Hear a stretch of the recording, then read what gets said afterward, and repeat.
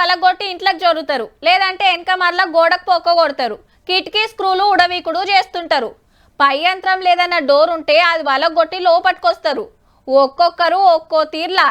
ఏహే అందరి లెక్క నేనెందుకు పోవాలే అని కొత్త రూటు దేవులాడుకున్నాడు ఓ తాన. ప్లాన్ సూపర్ హిట్ అవుతుంది అనుకుంటే ఆ 10కి ఏమైందో చూడుండ్రి. అయ్యో గండ్లకెట్లా జొర్రిండు, పాపం ఇరుక్కపోయిండు.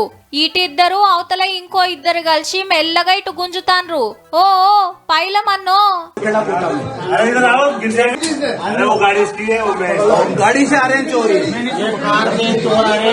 అమ్మయ్య బచాయించిండు. కానీ పోలీసులు అయితే అరెస్ట్ చేసిండ్రు. మనోడు దొంగ. మరి రాజస్థాన్ లో ఒకళ్ళ ఇంటికి సూటి పెట్టిండ్రు ఇద్దరు దోస్తులు కలిసి. ఈ మోతెవరి ఒంటర గోడకున్న పొక్కలకెళ్లి లోపటికి గుసాయించబోతే నడుమిట్లా ఇరుక్కబోయిండు.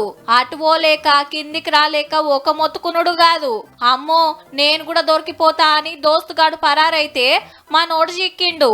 ఊరికి పోయినోళ్ళు అర్ధమరాత్రే తిరిగొస్తే దొంగను తిప్పలు చూసి పోలీసులకు ఫోన్ కొట్టిండ్రిగా.